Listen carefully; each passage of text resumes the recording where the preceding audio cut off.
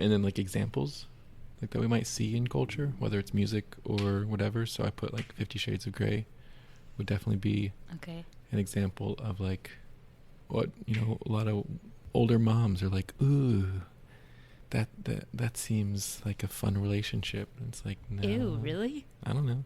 It's popular. Why would it be popular? Well, I didn't think it was like older moms. I'm just saying that. Okay. I do wonder what the audience is, though. I'm going to look it up. Oh my gosh. What the What? 70 million copies of the 50 Shades of Grey series have been sold so far in the U.S. This is as of 2013. The first book in the series, 50 Shades of Grey, became the fastest selling paperback book ever, beating out J.K. Rowling's Harry Potter series. Come on. I was going to say, come on, America, and then I was like, well, could be.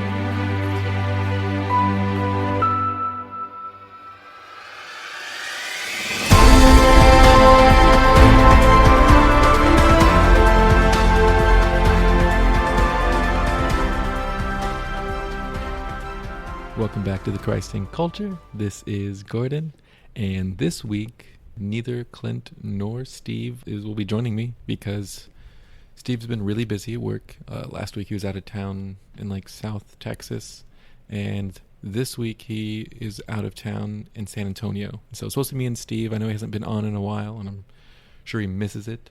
And Clint was in Georgia, my hometown, actually, this past week. He just got back today for a bachelor party. Not his, but because of that, we are leaving really early this week for the Encounter Houston conference, or Encounter Texas, I think is what it's called now. And we've mentioned that last podcast and so on. So we'll be there this weekend. Because of that, we need to record early this week, edit it, and get it out early because we won't have time otherwise. And so I invited my fiance on, Lizzie Rinn, in order to prove that she exists, and for her sake to prove that I am actually taken. So, Lizzie Rinn, say hello. Hello. I'm sure this is weird. Yeah, it's really weird. Yeah. I'm like uncomfortable. Yeah. Are you cold? Because sometimes I get cold when I'm nervous. And so I'm not cold because I'm nervous, but it's colder in this room than it was downstairs. Okay, cool. But yeah, so invited her on, just kind of pulling a crunch. If you listen to the crunch. Who? Not that. Phoebe on the crunch was Patrick's fiance, but they were dating and he had her on after a while. But yeah, just because I needed a guest on, couldn't schedule a other special guest. Lizzie is a special guest. Nice save. Yeah. But yeah, she's a longtime listener of the podcast. Hasn't listened to some episodes in a while, but she only listens because I'm on here. She doesn't like listen because she's a fan of the podcast.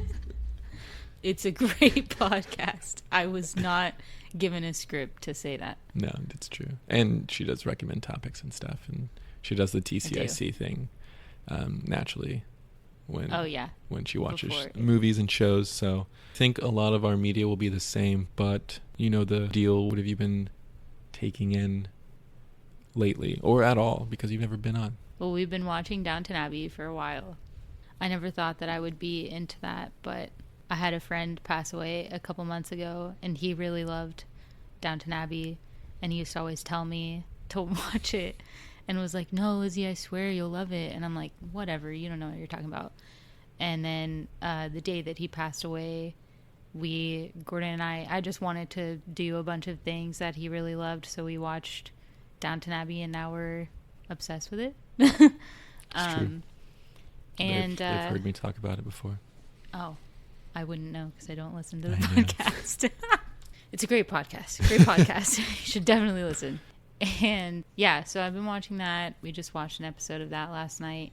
And I look at memes on Instagram a lot, but a big one that I haven't actually done in a while, but I started listening to this paranormal podcast, and I realized at one point that I probably shouldn't listen to it because there was one episode where one of the hosts was like, yeah, my stepmom practices witchcraft and la la la. And I was like, cool. But that was really easy to listen to just all the time. It's a paranormal and true crime podcast. It's called And That's Why We Drink. And I was actually trapped into it because I thought it would be like super funny. And it is like funny, but I thought it would be totally different than it is. And then I got like stuck and was like, I want to keep listening to this. So yeah. And then I think that's about it for me. For me, biggest thing is I've been listening to the Wolverine podcast. Oh, yeah. I don't remember what it's called. It was called A Long Night. I know now it's called Wolverine The Lost Trail. Season 2 is The Lost Trail. That's been really good. And that's about it. So, because Lizzie was my girlfriend and very recently has become my fiancé. What? I know. This is the first she's finding out about this. Yikes. No, I thought it'd be what we could talk about because when I was like, do you want to be on the podcast and all this stuff, we were like, what should we talk about? We named like 3 different topics that we were like, we could do this or this because we love those movies and there's stuff in them, but then we'd have to like kind of rewatch them to kind of make sure we got the themes. And it's just been a crazy week because I don't know if I've ever mentioned, she also works for Door ministry that I work with. Yep, you do.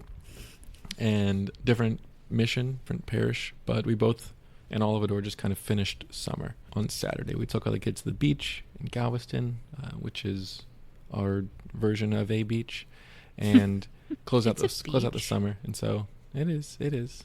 And since I had needed this like to really be recorded by today, we just didn't have time to like sit down and watch one of those themes. So we've always toyed with the idea of starting a podcast ourselves as a couple, just a Catholic couple podcast, but it wouldn't be a Catholic podcast. And we would want to talk about just like hot topics of just our opinions, things that we feel, but it kind of originated, and it wouldn't stick to this, but it probably would come up a lot, like relationships and Catholic dating or Christian dating or just dating in general. And so I thought we could talk about that here, because when I mentioned that to her, she's like, well, how does that fit with your podcast? Like, what is your podcast? And I was like, it's Christ in culture. She's like, oh, we could talk about like dating culture. I was like, exactly. So we've talked about art, we've talked about video games now, we've talked about board games, to comic books.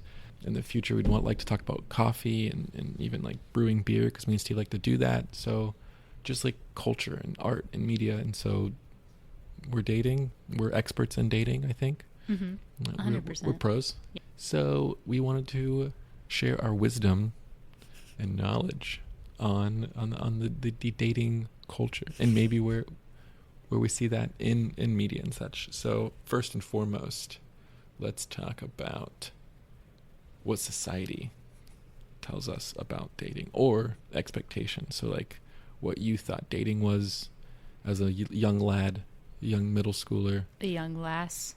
Sure. That's a boy, Gordon. I know. Are you... Oh, you're talking about yourself? Or? Yeah. Okay. Either one. Okay. Or you. Typical, talking about yourself. But what's like the biggest trope that you kind of has changed for you? You're like, I thought this was like a thing for me. Like I thought dating was this when I was younger, or just in general. And now I know that's definitely not true, even though a lot of my friends or a lot of other people might think it's true. Well, oh man, I have like a ton. Well, let's talk about it.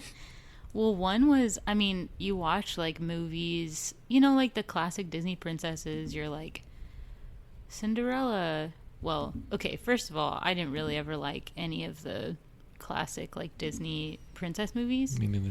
I kind of liked Sleeping Beauty just because I think I didn't really see her very much, but I loved The Lion King. I loved the Aristocats. Basically, any movie that had like animals talking was like what I was or like into. Fish. Or Fish. Oh, well, Gordon loved The Little Mermaid. First crush. And true. Mulan was one that I just loved. Gordon shook his head because he was never into Mulan. I never got into it. I really think it's because you weren't a girl. Probably, like, truthfully. But there's a lot of guys like Clint, Cody, all of them love Mulan. Yeah, because she's... And they're like, oh my gosh, look how beautiful. Oh. It's okay. It's authentic. I'm just going to cuss. It's authentic. I'm just saying. I should have said that in the beginning. This is going to be an explicit podcast. Not really. Gordon's going to have to bleep me out. But so... Lots of fart noises. Also, is it bad if this podcast if it takes us like 3 hours to record this? I mean, probably not. I will but like, push us along. Okay. Dang, I don't like that, but okay. So anyway, back to what you were asking me originally. You know, you watch these movies, and as a girl, like as a little girl, you put yourself in the place of a girl in the show. So like all of these movies were like all about, you know, like them finding one guy who's like the prince that's gonna save them. And I feel like this is like a classic thing now that people talk about, but like it's true that, you know, as a kid, I believed that, like, there was going to be one person that I was going to end up with, and I needed to find them. And, like, that was just how it worked. And then I'll never forget the day that my mom... So I think that was probably, like, the biggest one for me. But I'll never forget the day that my mom was, like... I asked her, I think it was in high school, if she believed in soulmates. And she was like, and I was very close with my mom, so I like listened to everything that she said. And she said, you know, I think that there are people who fall in love and can make it work. And I don't think that they're soulmates. And I was like, what the fuck, Mom? Like, obviously I didn't say that, but that's what I was thinking in my head. Like, I mean, not... Well, probably in high school, that's exactly what I was thinking. But I was so... It, like, blew my mind because forever I had thought, like, this was true. Yep. And no one had really told me otherwise, you know? Like, I think people had tried to, but it just wasn't clicking. And I just thought, like, you know, it was going to be perfect. Like, it was going to be smooth sailing. Life was going to get better as soon as I found that person. Yeah, so I think that was probably the biggest one for me. Yeah, I'm trying to think because what you just shared was like, I guess the expectations as a female, especially when you were little. Yeah. Seeing like like Cinderella and stuff, and so I was trying to think the other, and like, I guess it would be like, for guys, it could be like two things. Would be like looks, like, well, if I'm muscular, I get the girl. If I see she's in trouble, I just gotta save her. Help me. Yeah, the damsel in distress. That's classic. Me. That's why Hercules was so good. Oh man, Meg is just exactly. Hercules was so Meg good because he was trying to fulfill that role, and she was like, I don't need your help. What do I look like, chopped liver? But the other would be and I think this is more popular, like just like the contrast today of being the provider.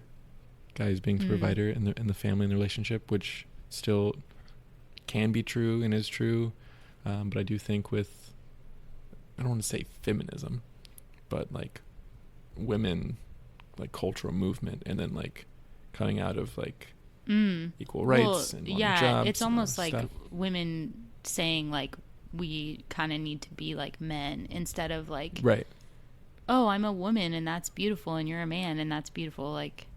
Yeah, and so I'm not saying it's a warped thing. I'm not saying it's bad. I'm just saying for some situations there might be stay-at-home dads and a wife that supports the family.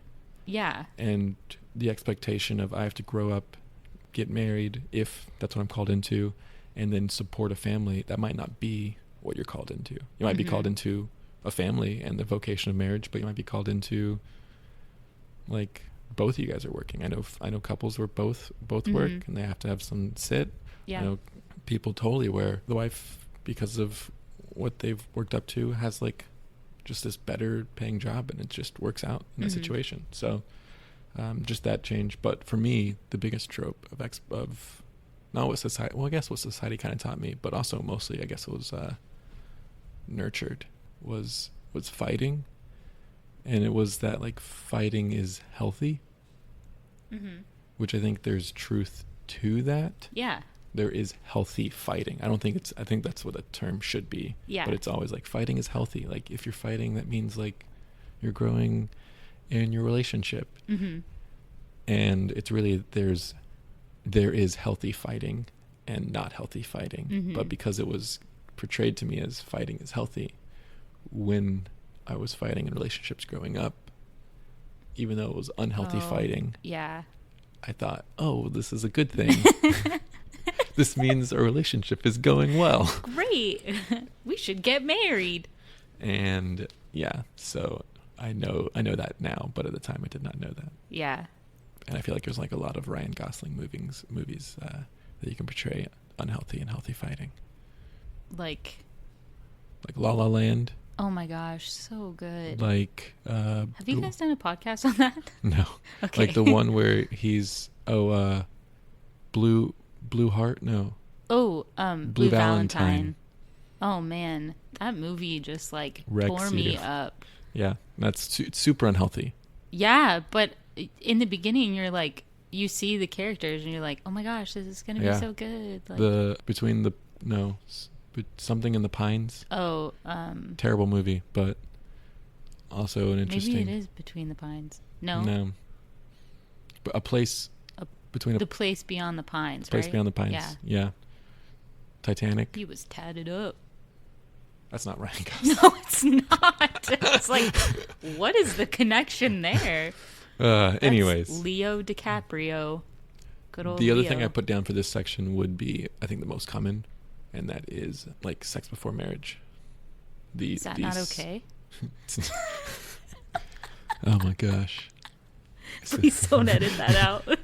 I won't, but listeners, This is just how I joke. Yeah. So Yes. it's just, it's fine. I love the Catholic Church. I know Catholic doctrine. We're experts. Listen to everything that we say. But yes, the culture of sex in today, just like with music that, I mean, it's not even today, it's been forever, just like sex sells type ideology. Or that sex equals intimacy. That's the biggest one. Yeah. Yeah. I mean, it's really interesting because I think some kids really don't understand that. I know, like, in what we do in ministry, like, why can't I have this kind of relationship before marriage? Mm-hmm. Even if I know I'm going to marry this person. Mm-hmm. And it's funny because I know Chris has talked to me about, like, how he's had kids. I don't know if it's the kids he's been walking with lately and, like, getting to go to confirmation. I think it might be, but could have been other kids. And they were just, like, they understood the concept of, and this is another expectation or thing society tells us of, like, why it's not okay to live together. Yeah, that's the biggest one for me. They understood that, but they still couldn't understand why you couldn't have sex before marriage. And he's like, how can you say one it makes sense but the other one doesn't? Yeah, it doesn't make sense. So what do you mean the other one's bigger for you? Just that a lot of the teens that I work with are like, why can't we live together? Yeah, or like their parents aren't actually married and they have, like, 5 brothers and sisters, and it's like just nothing to them, like they don't even think about it. So, like, then if no one tells them, then they'll grow up and, like, think that that's cool, like, totally fine. So yeah, really for them it's less like they think about sex and more like, well, why is this weird that my parents aren't married, and like we all live together or something. Like, they would never think twice about that. Why isn't it okay to live together? Yeah. Cohabitation. Hello, Gordon. Yeah. Do you just not know? I don't. I told you I get nervous when it comes to explaining, like, you'd think I would be better about it, but nothing that we say practice. reflects true church doctrine of the Catholic Church. Oh gosh. But our interpretation of it. Clint's gonna be so mad. Yeah. I love you, Clint. No, it is. Well, like when you begin to live together, it's like in a small physical way of like just how it's going to feel, and it's like you're playing house. Well, yeah, and then even other people looking outside in, you now appear as one body, which doesn't actually happen until the sacrament of marriage. Yeah, so part of it is like, because we even listened to this podcast like a long time ago of, I think it was a homily by Father Mike Schmitz. No, right. It was just like an Ascension Presents thing that was like talking about why I can't spend the night. That was what it was called. Yes, that's right. And his big thing was like, you know, what's your intention? Right. Like, why are you spending the night? Like, right. Did you drink a little bit too much and you know that you probably shouldn't have? Like, you could have cut yourself off, but you didn't. And so now you have to stay the night. And then another was like, the big thing that he said was bringing scandal to the gospel. And that was like what I felt like you were talking about just now, of this like appearance of this is what's happening when no one's around, like in the house. And you said it too, to the fact of your kids in ministry and like seeing their parents. Oh yeah. And like as a parent, especially, you know, I know a lot of parents in our parish, and just parents in general, they're just trying to like check off the sacrament boxes, but they don't realize like when you get baptized, like what the priest is saying is like, okay, you're taking on this role to share the gospel in their lives and to like lead them in this. And so bringing scandal to the gospel, which is actually a rule of life for us. We've talked about some of the rule of life on the podcast, but rule of life for a door, that means like how you're living your life is conflicting with what the kids are hearing in catechesis, and then it's confusing. And so when Father Mike said that, it's like, well, that's why they don't get why it's a big deal, because their parents are doing this and this and this. Yeah. Also, I think another big one would be near occasion of sin. Oh yeah. If you did understand why sex before marriage was bad, but you didn't understand the other and you decided to live together, well, oh yeah, like that would be so hard. Yeah. The next kind of section in this would be the opposite. So from expectations and from what like we see in society or culture, you know, secular culture, modern culture, whatever, like what's the truth? You know, Jesus says, I'm the truth, the way, and the life. So what is like the truth when it comes to relationships? And we've already established like we're not catechetical experts. We're not a amateur theologian like Steve, or, you know, a small town kid from Iowa who like loves the catechism and scripture like Clint. But we're just like two ragamuffins that have kind of figured it out. Bunch of a-holes with each other. Yeah.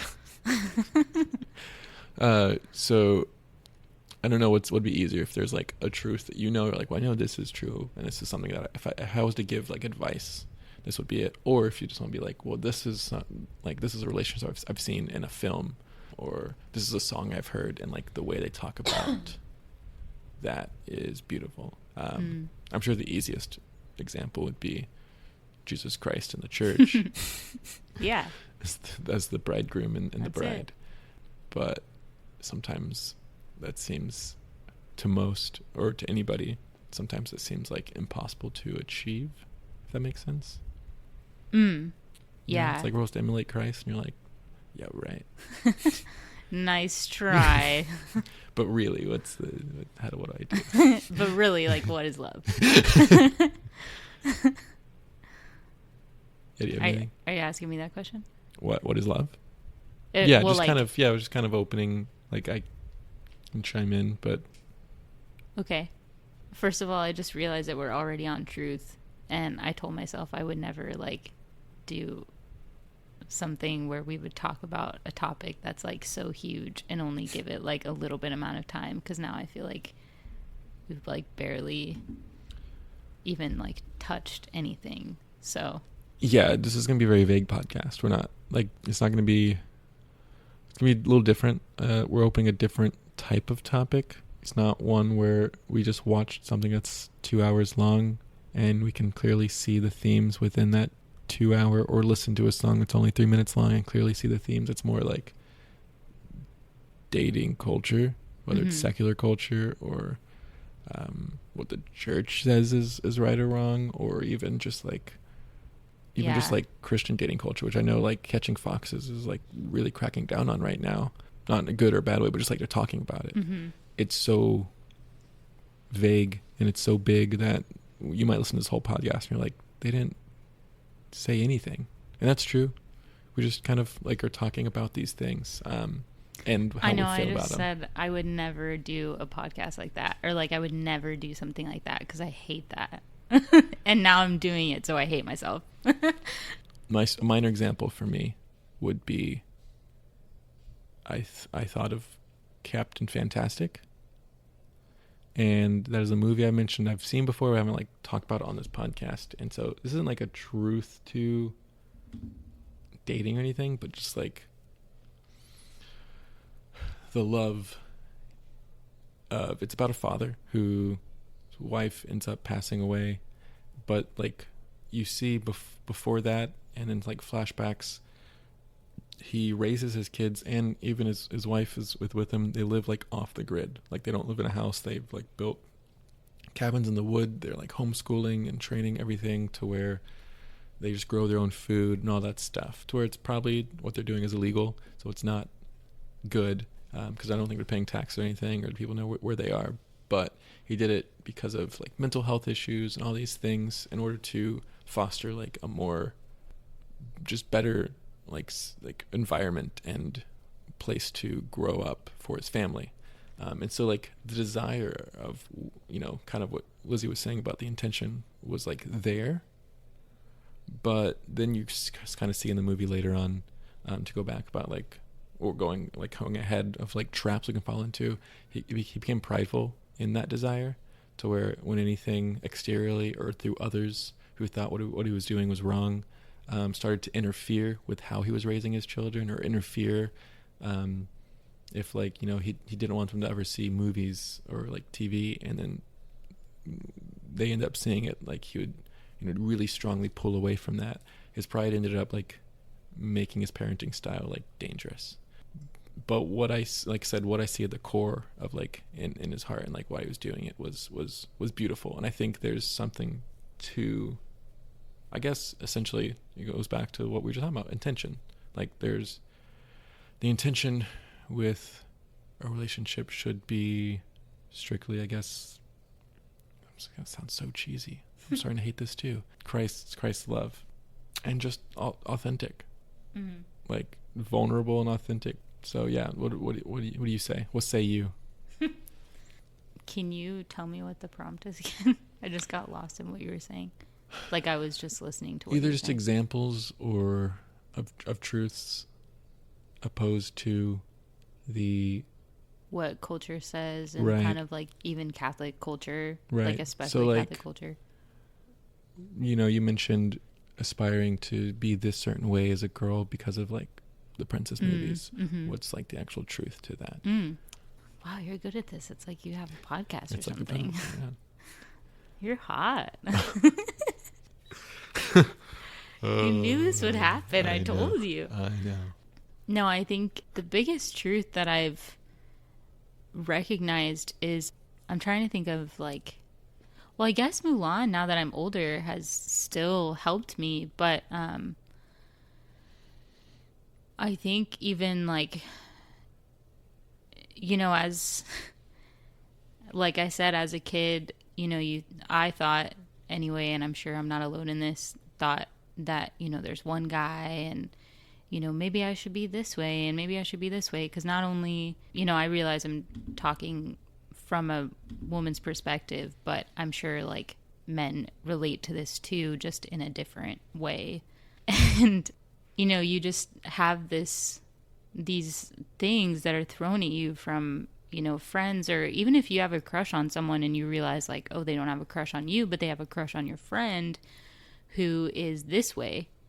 So, you know, slowly you might start acting like your friend because you want them to like you. But just, I guess the big thing that if I could tell girls is like a huge thing for me that was so freeing when I discovered it, is like femininity looks different. And, you know, for a long time, I wondered, like, you know, am I feminine? Like, what even is femininity? And I tried to go into the catechism and just, like, wish that the catechism said something about what femininity is. Because even, you know, JP2's letter to women was beautiful and great and, like, so encouraging. And he talks about, like, the feminine genius. And if you're a woman and you haven't read it, you know, you could find, like, excerpts of it and it'll still be like, oh my gosh, this is exactly what I needed to hear. But this idea that femininity is just this specific way of being is just a total like, it's not true. And you might be wondering, like, well, what does this have to do with, like, dating and stuff? But, like, really, if we as women don't embrace who we are, like, how can we expect to know that someone is embracing us for who we are if we can't do it in ourselves? So just this, like, realization that, you know, I saw Mulan and thought, like, wow, she's amazing, like, and she's so beautiful. And it wasn't even just that, like, the cartoon, she's just so pretty, but, like, it was really for me that she was so fierce, and, like, I just related so much more to her, and I just felt so much more connected to her. And it, like, when I embraced that about myself and embraced who I was fully, I just experienced how beautiful God created me to be and all of us. You and I have talked about before, just together, how we've both growing up, because I think the same thing happens with what masculinity is, and how we, like, questioned along the way our femininity or masculinity. Of, like, well, does that mean I'm this way since this is how I am versus what and I there's two things I want to say here. One, I know it's kind of always hard when you hear, because I feel like we're just one of the three, like, vocational panels right now talking to the masses doing this kind of thing. I know it's always hard. You're like, well, you don't get it because you guys have found each other and now you're getting married, and I'm single, so it's not the same. It's different. And it's I don't blame anyone for saying that, because I used to say that all the time. I felt that way too. And I know it's also cheesy. We're like, well, we've been there, we get it. But so I know, sort of, I understand, but I know I also can't understand because everyone's situation is different. Yeah. But there is something really powerful what you said, because I think at its core what we're saying is it gets confusing when we feel called to the vocation to, like, or to try to even just figure out if that's our vocation. We're like, I'm gonna see if I can pursue dating to see if that works. And one, don't overthink it. Don't, like, if dating's not working out, you're like, well, I guess I'm not called to this. That's not how it works. Two, it just gets confusing because, you know, we see I can see men where relationships are working out for them, and then I look at me and I'm like, oh, I'm so different, maybe that's why. And then girls can do the same thing. I see girls can probably see other girls that relationships are working out for, and they look at themselves and they're different, and you're like, okay, maybe that's why. Versus you're dating a whole bunch and then it's not working out, and then you're, like, reflecting on it, and you're like, well, maybe it's because of this or because of this or because of this. And it's all, like, labels. It's all words and things that we're, like, trying to pinpoint and change and fix. And what you just said was, it boils down to identity. And we're trying to create, like, an identity. It's like, okay, what kind of identity does the ideal guy or girl in my head what do they want? Versus who am I? And so what you said was good, of, like, I know it's probably like, why is it how this about dating? It's because it comes down to you know who your identity is, and your identity is what you said, like, who Christ made you to be. And honestly, if you kind of can realize that and accept it and love it, then, just like it says in scripture, like, there's this light in us that, like, shines out, and that's where the attraction will be seen. And if you actually feel called to that, it'll happen. And I just want to, like, go back to Mulan, because a lot of what you were saying is, like, this is a Mulan episode now. I know. I was like, oh, I'm just gonna talk about Mulan the whole time. But, you know, something about Mulan that I found so particular was that she didn't have a guy, like, who was trying to save her. Like, it was all about Mulan discovering, like, you know, when will my reflection show who I really am inside? Like, she wanted to see who she was, and she wanted to be able to express that to the world and, you know, have this freedom to do so in a culture that was telling her she couldn't do that. Right. And it's exactly what we're both saying, is like, she was looking at her identity, and I think, like, what I found so beautiful about her was that she did, regardless of what society said, she did what she knew she should do. And it was like, you know, this call of God, like, you know, we're supposed to embrace, like, who we are. Like, he created us to be this specific way, and, you know, people see that. And that's why I thought she was so beautiful, because I knew that she did embrace it. And so it's just this, like, hope found there for people who are like, oh, well, like, will someone love me? It's like, well, yeah, I'm sure there are people who already love you, just maybe not in the way that you think you need to be or want to be loved. But also, just, like, people will see it. You know, they'll see you fully embracing yourself and this freedom of, yeah, like, I do talk a lot, and, like, that's not bad. Like, that's me. Like, that's Right. part of what I do. That's not me, but that's Right. just kind of what I do, and that's fine. That's great. Yeah. This is yeah. a good segue, because one thing I think that's important with the example of Mulan is I think what she was fulfilling in her identity wasn't out of, I mean, it was and wasn't. So it wasn't out of, you know, sometimes people tell you you can't do this, and so you do it to like prove them wrong. Yeah. And so she was sort of trying to prove them wrong in a way, but she was really doing it because she knew in her core, like, that's who she was, and she was going to be a fake version of herself, or a false version. And so she was doing it because she's like, this is just who I am, and, like, I hope you can come to see that, but I'm not doing it just, like, to spite you.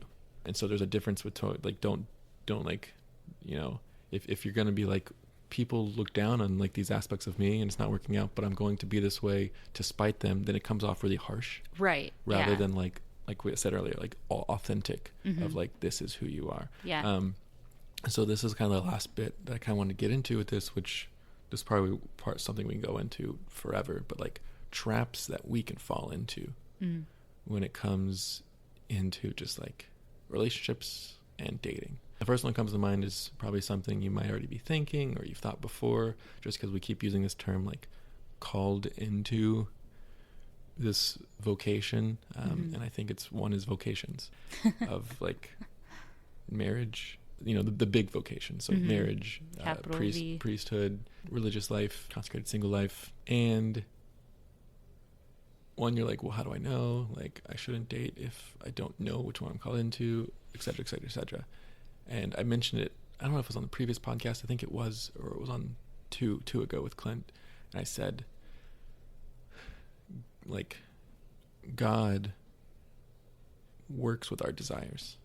So if you're like, I want to date somebody, like, I don't want to be a priest. Like, this is what I really want. Okay, well, there's something to that. I'm not telling anybody that heard that, like, you're called into that, but I'm telling you, like, walk that path a little bit, because God, like, works with it, and, like, it plays with our desires. He kind of places desires in our heart. And so, like, maybe there's something to that. Maybe, you know, maybe he wants you to date, so you realize, like, yes, this is for me. Or maybe he wants you to date, so you realize, whoa, this isn't for me. Yeah. You know, there's plenty of stories of priests who, like, were in relationships right before they joined the priesthood. Yeah. But it's like, don't avoid doing anything because you don't know what to do. So you're like, well, this is what I want to do. Well, then go, yeah, that's where you need to start. So that's one trap, but do you have others? Yeah, but I kind of want to add on Go to ahead. what you said, because, yeah, just this idea that like it's kind of a different trap, but it also kind of like falls into what you're saying, is this idea that, you know, sometimes people get scared when they like first have their conversion or first have that like testimony moment, Yes. quote unquote, and they get scared because they have this moment of like God gives them this desire to love him in a radical way. Yeah, just be like super And holy. yeah, then, like, and so then they're like, oh my gosh, like maybe I should be a priest, or maybe I should be a nun. totally. And they freak out, or they get upset, or they get angry, or whatever, because they're like, wait, but like I've never thought about this before, and like Right. maybe this means like I need to do it right now, like Yeah, like or like in the next couple of years, like I'm gonna be for 10 years and I just now realized. yeah, yeah. And, you know, like, maybe that's true. Like, maybe not in the he wants you to do it right away, but, you know, maybe eventually you will be a priest or a nun or get married. And maybe you've never thought about getting married. That was kind of me a little bit. And just this, like, fear that it's all immediate. Like, Right. that it's going to happen right then, or you need to do it right then, or start right then. Like, it's like what you said about the desires. You know, we get these desires and they're good and it's fine. We don't need to freak out and think that we need to do them right away, because we don't. It takes time. You know, you won't even become a priest for another like 10 years.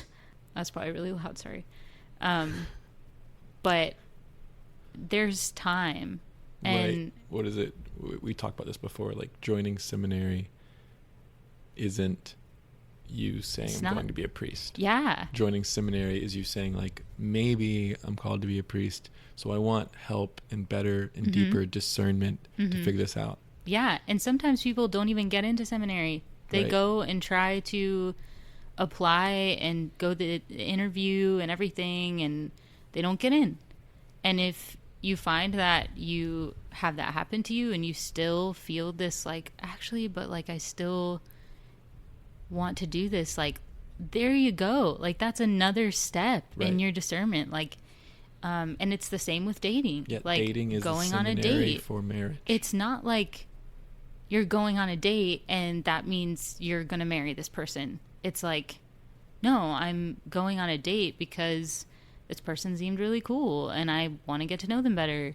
I just think like date has been really, this word date has been like, I don't even know how to describe it, but it's not a crazy thing. And I can say, like, from personal experience, that it can be scary, and I know that it's scary sometimes. But one of the best pieces of advice that I ever got was do it scared, because, and I was actually just praying about this recently. It was a quote that was like, courage is, and I'm sure someone will know, and I'm sure I'm going to botch it. I'm going to pull a Steve That's Sherman. fine. Courage is not the absence of fear. This is a quote from Lizzie, because I don't remember any of the other quotes. Courage is not the absence of fear. It's doing it anyway. It's embracing the fear and doing it in Right. fear. Yeah. And yeah, I just think That's that's why the biggest trap, is just getting caught in this idea that it needs to happen like right now. Like, once I get this desire, it's like, bah. Yeah, the But it's courage, not. the Cowardly Lion from Wizard of Oz is like the perfect example of the virtue of courage, because he's still afraid, but he still makes it to the wizard, and he gets the medal of courage, because that's not like, he should have and could have told Dorothy, no, I'm not going with you. I'm too afraid. Yeah. But he didn't. It's And- also, I thought you were going to say Courage the Cowardly Dog. Like, Oh. he's so scared all the time, but but he still does this always crazy does stuff it. and saves the day. And he loves Muriel. That's why he does everything. Exactly. Yeah. He does it all the time. It's just this, like, crazy thing of, like, love and just choosing to do it. for the sake of others. And yeah. Yeah, most of what I have down in this section is overthinking. And that what you said was one of them. Like, don't treat a date as like marriage. But on the flip side, marriage. And this is, I mean, this goes for anybody. I'm going to point it towards the guys, but girls can ask guys out too. So this goes for either. Be specific with the words you use when you ask somebody out. Like, it's true.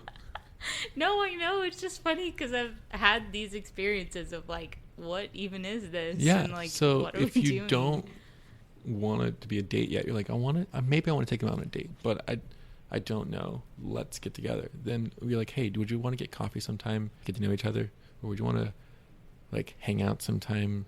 So whatever. Or just if there's like in your social situation, go and like talk to them, get to know them.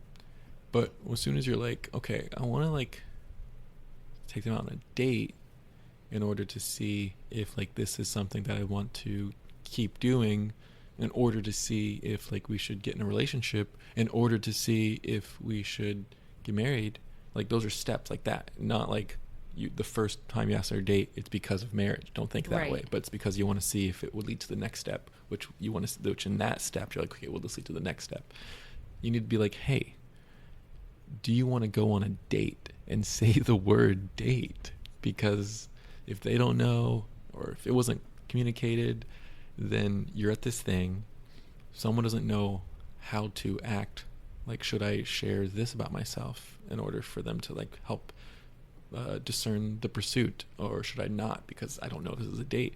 Then it's going to get confusing, and it's probably not going to go well, or you're just going to you're going to leave and you'll be like, I don't know, that was confusing, like I need to go on another date, and then you're still not specific about it. It's just like when you say date, then everyone knows, both parties know, and you can show up and kind of like do the whole date stuff. Like, hey, this is who I am. This is my family life was like. This is interests, and you're like, oh, okay, and it's just So that's one thing, but it's not immediate marriage. Another thing goes back to what Lizzie said about like there's like one person you're going to meet.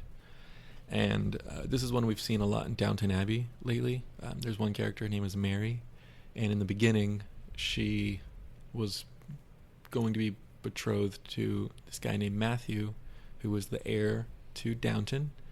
But he was kind of not as wealthy as, or like not in the top class. And so at first she said no, like I'm not marrying him. Like, he can be the heir, but I don't want to marry him just so that our family sticks with the heir. And so she said no. And then as he started living in Downton, she actually, like, fell in love with him. And then she said yes, but then Matthew said no because you're being too confusing, like we just talked about, and, like, playing with me.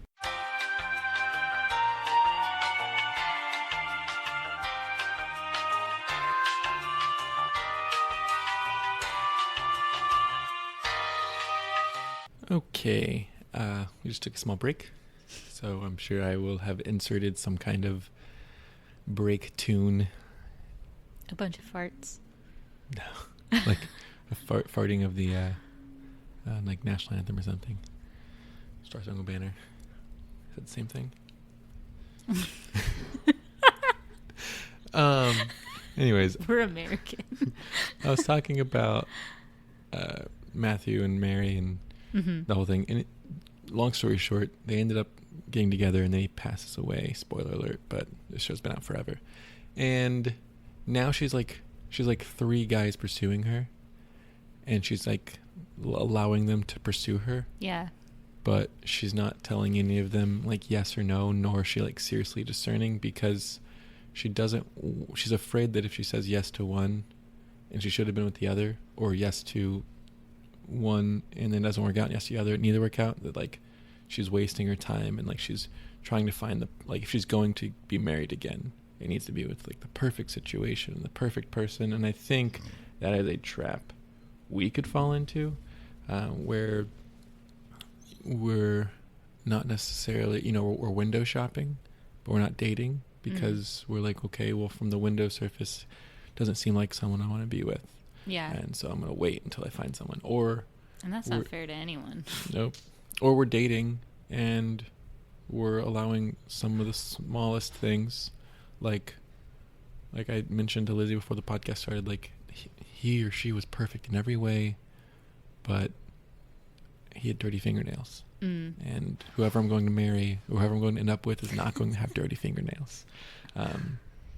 Yeah, so that was just one thing I really want to talk about, because we were watching Downton Abbey last night, and I was like, that's just what she's dealing with, and it's silly, but I think it's very, very common, especially in Christian culture, of like dating culture, because it is a vocation, because dating is something that's taken a little more seriously than in secular culture. Yeah. That we overthink the whole thing. Yeah. Do you have anything to say on that, or no? You don't have to. I do actually want to say, I thought of something. So I have a friend who, for a really long time, she felt like she was supposed to be married. Like, she really wanted to be married, really wanted to be in a relationship. And she was going on a lot of dates. She was trying, she was putting herself out there and was getting really discouraged, because she was like, it's not like I'm not trying, like, it's not like I'm not putting myself out there. And I think a trap that we can fall into is, well, maybe it's not going to happen because I'm like trying, but like it's just not happening yet. Right.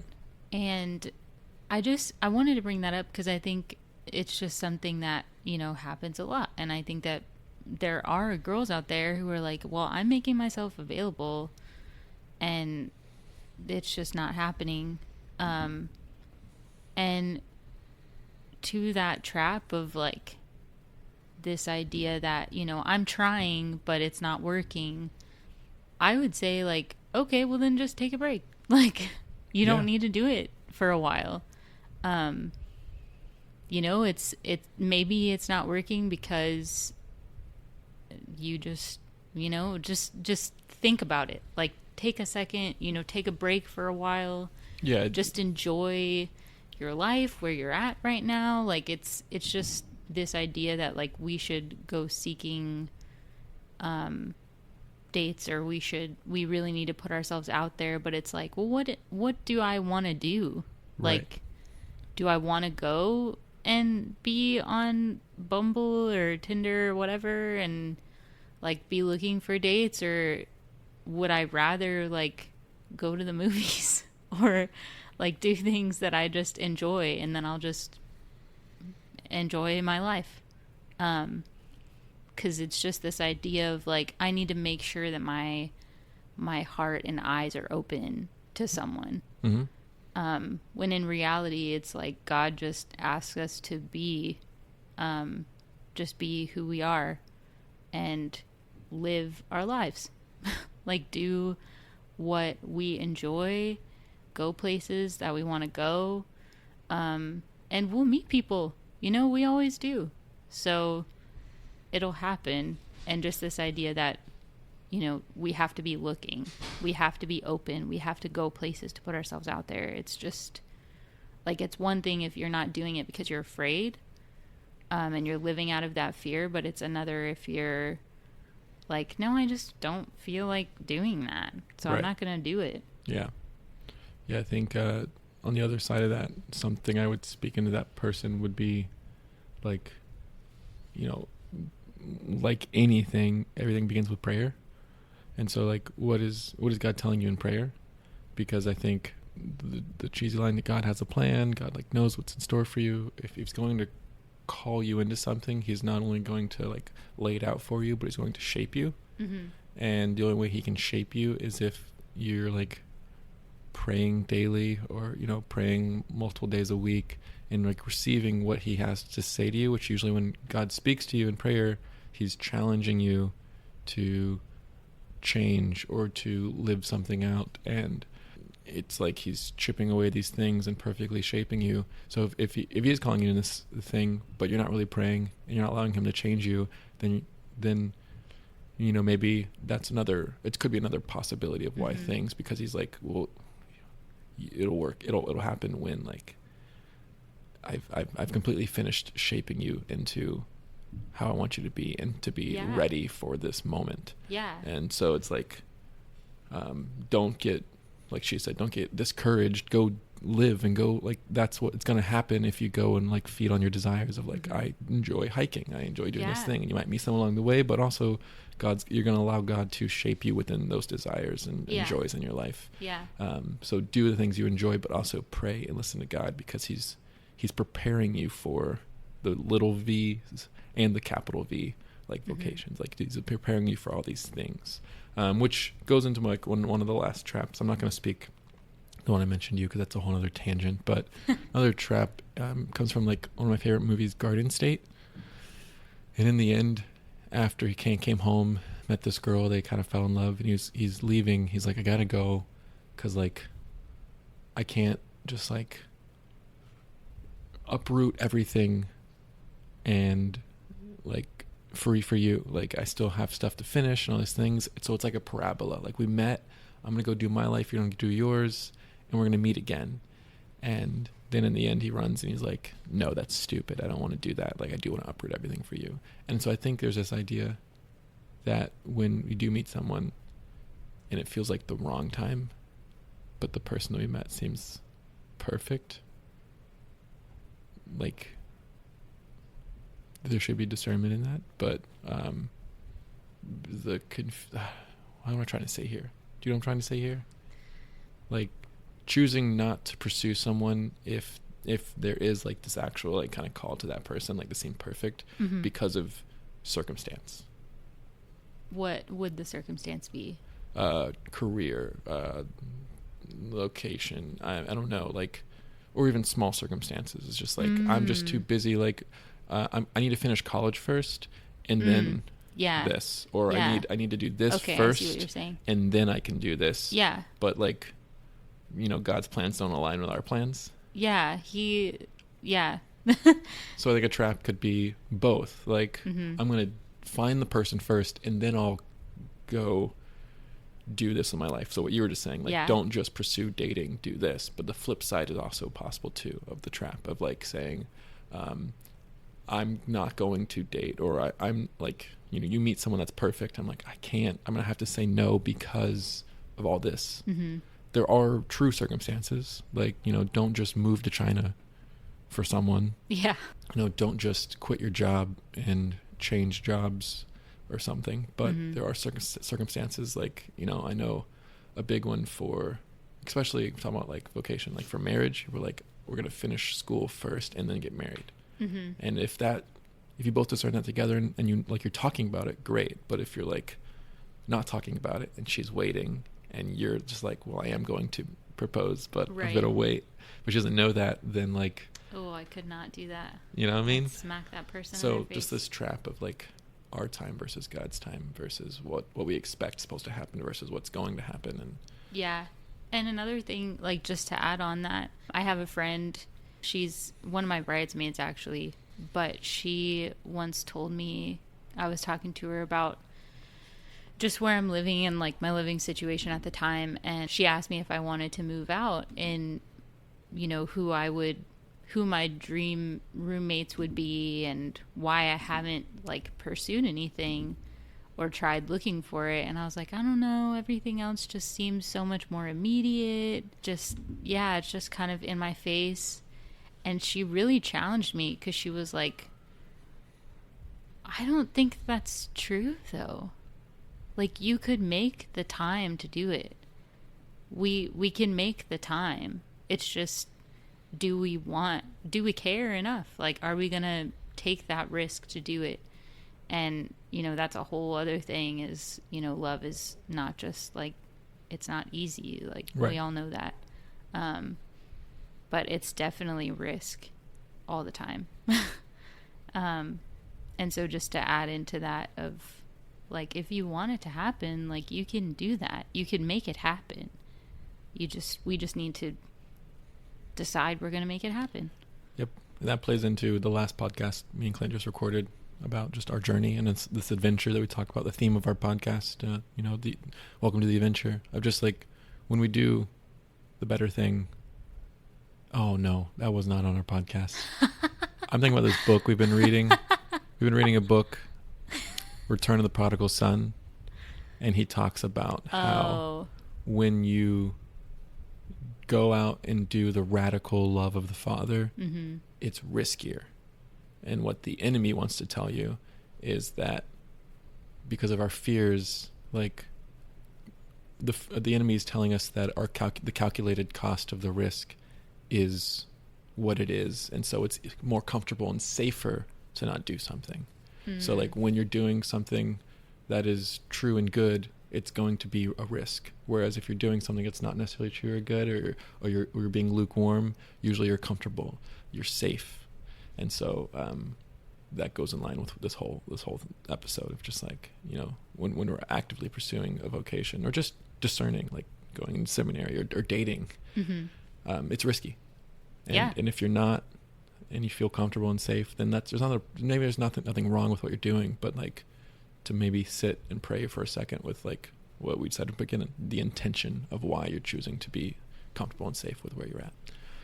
So that's it. I don't really want to have a challenge for you guys because I don't want to like challenge you in that way. But I guess the biggest thing I would probably say for you this week, because I don't know what you guys do with these challenges, would be just to sit in prayer at least once this week, kind of one holy hour, I would say, in front of the Blessed Sacrament or not, and just kind of doing it like an examine, or just kind of ask God or journal just where you are in this journey, going off of like last week's episode, not in like dating necessarily, but just like just where are you? And whether it's vocationally or just in life, are you doing what your heart desires? Whether, like Lizzie said, that's just like I desire to go to a movie once a week, or I desire to hang out with friends. Are you doing that? Are you where you're at with your work, or all these things, are those like all in line with your desires? If yes, well then what is God like guiding and shaping and leading you into? Maybe like if you don't know, then ask God to reveal that to you.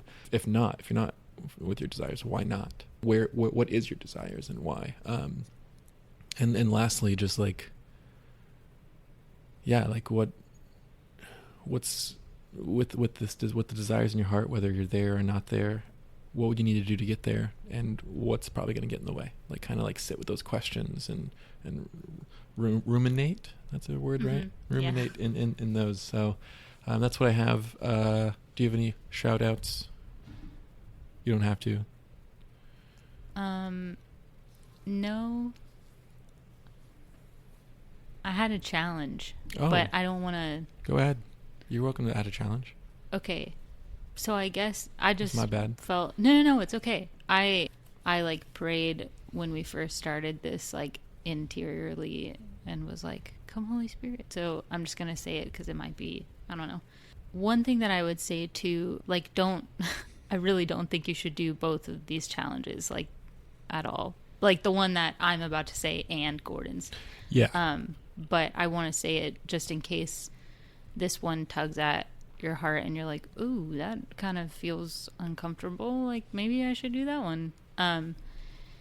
Something that I said earlier when I was talking about Mulan and just kind of specifically like the femininity thing, but also just really in general as a person, like looking at going into your holy hour and asking God to show you how he sees you, how he sees you individually and along with your brothers and sisters, our brothers and sisters, but really asking him to show you how he sees you. Because maybe you are someone that, you know, you'll hear this podcast and you'll hear Gordon's challenge and be like, that's a great challenge, but like, I am really struggling with like this dating thing and like just freaking out about it. And I think it can be really encouraging to ask God to just love us in those times. And so, yeah, maybe you are really discouraged, or maybe you're just in a place in general in your life where you're just unhappy and you look at yourself in the mirror and you're like, ugh, like I wish I was somewhere else or someone else. And So just my challenge, once again, is to go into adoration, or just, I would say into adoration, or in a quiet place, and just say, God, I want to see myself the way that you see me, and love myself the way that you love me. And yeah, that's it. Beautiful. You said no shout outs? Oh, no. Okay. That's always like the weirdest part. You're like, I know. No. Yeah. My mom, your mom, if she's listening. I don't know if my mom listens. You. But do you want to plug yourself? Where can these people find you, or no? Do you want more followers on Instagram? I really wish I could make something up, like adore/support. Don't Lizzie ever. Rinn. Oh yeah, I'm an Adore missionary. But so am I. So yeah, but I'm better. So so if you want to support me, or really if you just want to know like what I do in my mission and what it looks like, my email is Lizzie@adoreministries.com. Lizzie IE in the show notes. Yeah. So, Lizzie IE. Yeah, because people ask like. Yeah. No, I get it. Yeah. It's just a funny way to say it. But really, if you want to know anything about my mission, I'm in the 5th Ward in Kashmir Gardens at Our Lady of Sorrows. It's a really special place to me. So if you just want to know anything about it, email me. But don't try to hit on me. You got to say that, okay? Because my voice might sound really attractive like your voice does. Yeah. You have such a... I can tell you no one has ever tried to hit on me through our podcast email. Not through the podcast emails. Okay. And that's that. Thank you for being on. And thanks for listening. And we will see you guys next week. Amen.